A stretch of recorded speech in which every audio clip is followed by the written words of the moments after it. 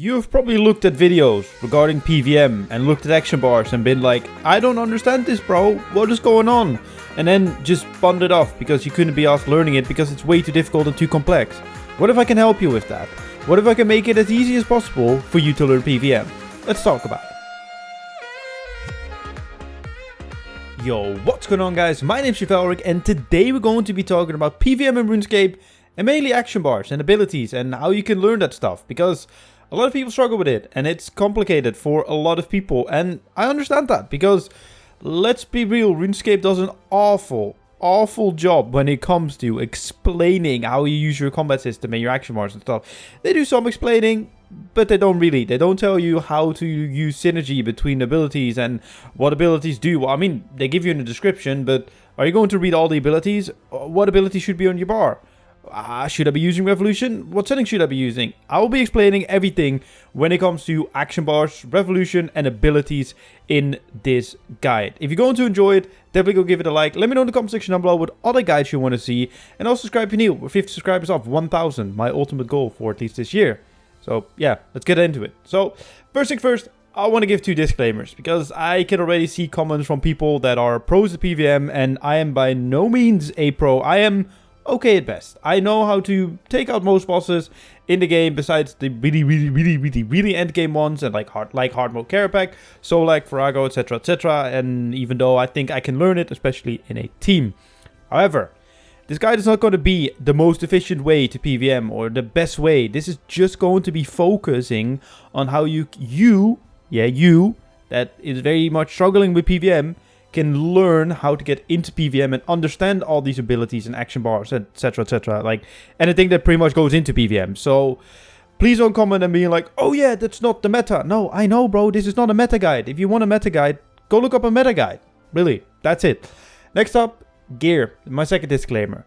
I am not going to be claiming and sitting here that you need endgame, max gear, whatever you want to call it. You do not need it. You do not need the best in slot gear to take on any bosses, but the higher the gear, the easier it will be. And my rule of thumb with that really is, if a boss says that the minimal gear is tier 70 Bandle's power armor, and you can get tier 80 whatever power armor, then try and get it, please, because you will only make it easier for yourself if you have better gear. And like I said, you do not need best in slot gear. I'm not going to be sitting here like, oh, you need full Serenic, like elite Serenic with best in slot perks and blah blah blah blah. No, you do not need that. With tier 80 gear and like tier 80 weapons or tier 85 weapons or whatever you can get is definitely worth it. And like I said, it's not going to be an upgrade guide. If you need a full-on upgrade guide, I will link the PVME Discord, which I'll be referencing in this video multiple times, in the description down below. You can join it, and there's a buttload of information there, which is very confusing, but just focus on the upgrade order for whatever style you're in. It's the best upgrade order you can get, and I'm pretty sure it starts at around tier 80, and definitely go and follow it. It's really good. I really recommend it.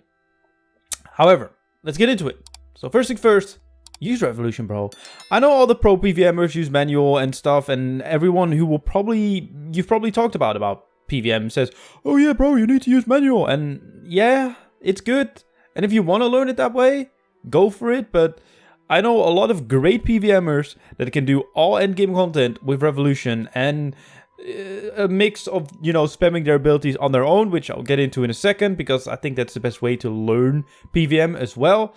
And it's good. It still is really good. Just make sure you go into your settings in RuneScape and, make your action bar fully, do all the abilities. Mine is missing one because I don't need it to do my prayer. I don't even know if it can do prayer, but I just have it there, my prayer. I know it's not the most efficient thing for the action bars, but I don't know. I just like it there, because then whenever I switch an action bar, I do actually, have the right prayer on there, and I do not need to mess around with quick prayers and whatever. And that's something I also want to point out. Make sure to go to your action bars and your action bar binding settings and bind it to whatever style you use. This a two-hand, so when you equip that weapon, it automatically switches to the right action bar, which is really useful, and make sure to turn off ability queuing as well. Ability queuing is just not good. I can explain to you what it does, but it'll probably confuse you. It's just not good. Just don't have it on.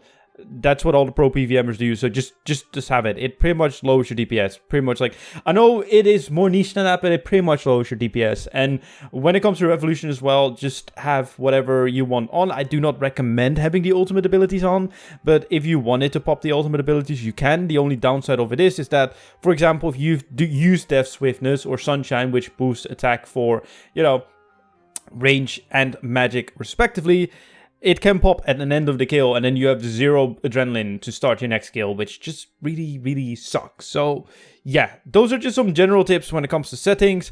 Let's get into the action bars themselves. It's probably the most confusing part. What the hell do you put on your action bars? I really like to use RsPocketBook as well for my action bars. There's a tab there where you could just see different kind of action bars for Revolution, manual, full manual, Revolution++, whatever, any style. Go look at it and just copy their action bars.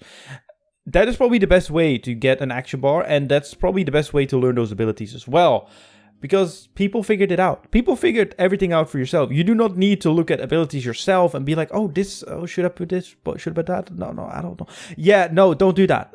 Copy anyone's action bars. Go to the Wiki. Go to the PVME Discord. The PVME Discord pretty much has action bars for a specific boss as well. The only downside of it is it usually assumes you have like greater abilities. And let's be honest, if you're watching this guide, you most likely will not have greater Ricochet or greater Chain or greater Fury or any of those ridiculously expensive abilities. So don't really bother with that, but just copy an action bar. Even copy mine that you see on screen right now.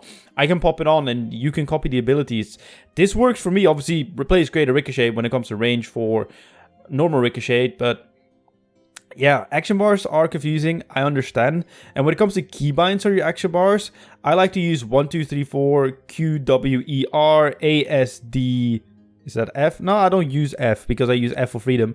But just use one that you can just do with one hand, like on the left side of your keyboard. That's like the most pro tip I can give you about binding the buttons and to the abilities as well.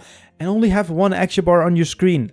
Please. I know you see 3 on mine, but I just added them over time. You only need your main action bar until you really start doing something else where you're just starting to notice. Like, for me, it was when I switched to God Wars Dungeon 2. I noticed that I needed to use defensives. And I was like, I don't want to put defensive on my DPS ability bar because, you know, I'm missing a DPS ability. And then I just got a second action bar where I put some prayers on, where I put my, you know, defensive on, some utility things. And that really just worked for me. And that's something I would recommend as well. Only at that action bar, like that extra action bar when, you know, you start to notice that you need to use different abilities compared to just your DPS ones. When you go to God Wars Dungeon 1, when you go to Giant Maul, even normal mode Arc Laser. Oh, normal mode Arc Laser, you actually need freedom. That's actually a very bad piece of advice. But just those very, very easy bosses. You don't need freedom and anticipate and resonance and shield switch or prayer switching or whatever. No, you just need your DPS abilities.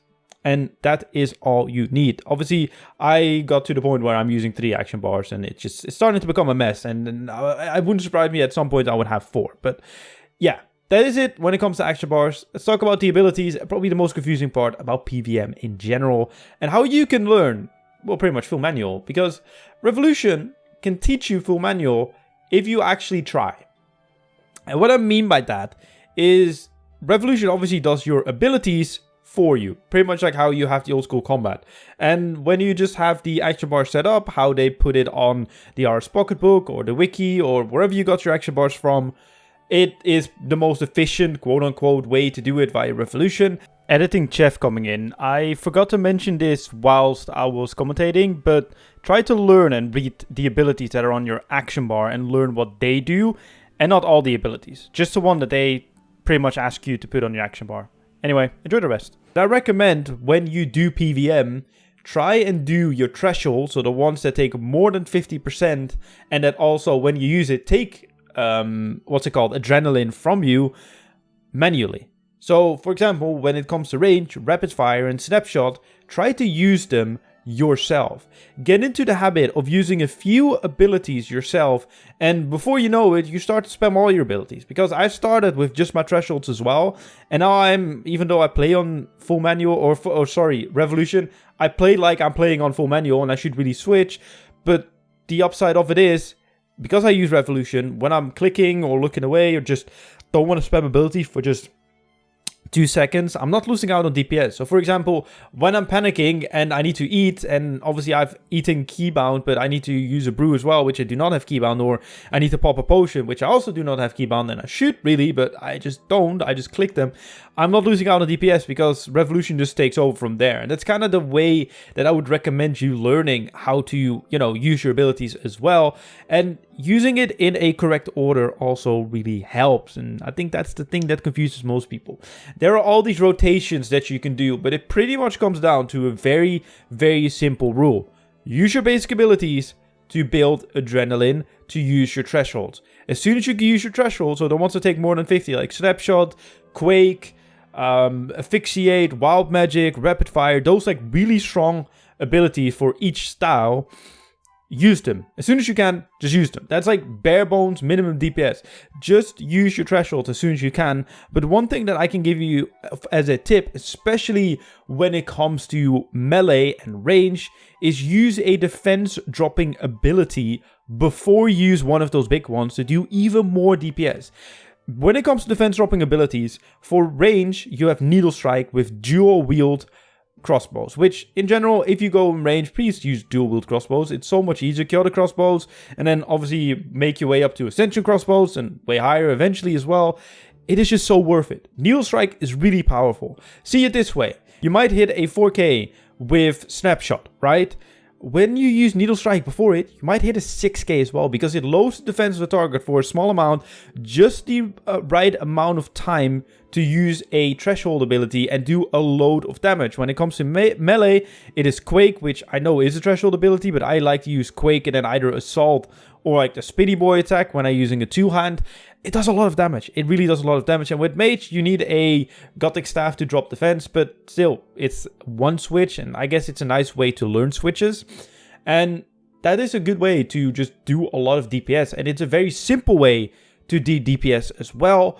Just drop defense, and then do big ability, and then build adrenaline, and do more big abilities when dropping defense. And that is the bare bones to DPS in RuneScape. And I recommend you just trying this out on a boss. You can try it out on dummies, but I think the best way to do it is try out some different rotations on like an easy boss you feel comfortable with. Whether it's Bandos, whether it's Zamorak, whether it's the King Black Dragon, whatever works for you. But somewhere that, you know, you have a kill, well, everywhere has kill timers, but anywhere that, you know, you have some time to do a like full on rotation, just try to experiment a little bit. Try one rotation for 5 or 10 kills, because obviously if you do it for 1 kill, it's not really a good sample size, because let's be honest, yeah, you could just be lucky with your hits or unlucky with your hits. Just try to do like 5 or 10 kills with one rotation, and then, you know, try and look at it and be like, hey, you know what?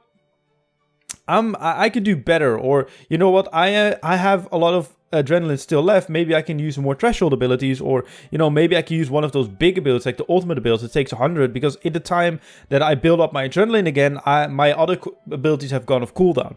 Try and experiment a little bit at a place you feel comfortable and see if your kill times actually improve. And if you have a really good kill time because you've been with a friend, if you go into your challenge in your like bestiarity and right click your kill time, you can actually reset it there as well. So you can do some experimenting there, and that way you can learn abilities. Look, I can tell you how to do it, but it's better to just try and figure it out for yourself. Hover over your abilities, you know, try your own rotations and learn it that way. Because if I tell you a good rotation, for example, for Ambassador, the one that I use, you can do that rotation there, but you still can't use range anywhere else, because, you know, my rotation includes bleeds. If you use that same rotation at next, especially in the blood phase, where you need to do a lot of DPS, but also you cannot use bleeds, it doesn't work. So it's better to learn it this way, just try it yourself. But yeah, those are all the basic tips that I can give you when it comes to combat abilities, action bars, revolution, etc. And just try it. That's all. And if you want more guides, Nosnos has good guides, and there are other PVMers and people that have like even more complex guides. Even the RS guy and Evil Lucario does have good guides. So go watch them and just take it step by step. You do not need to take on 4K Telos within a month of PVMing. Look, just have fun, enjoy it, go with a couple of friends, learn a few things, and go follow your path there. But anyway, that's it for me for this video. If you did enjoy it, definitely go give it a like. Let me know in the comment section down below if this helped you. And as I said at the start, what other guides you want to see from me. Subscribe if you're new. And I'll see you guys in my next video on Saturday. Much love and goodbye. Goodbye. Yeah, I did it.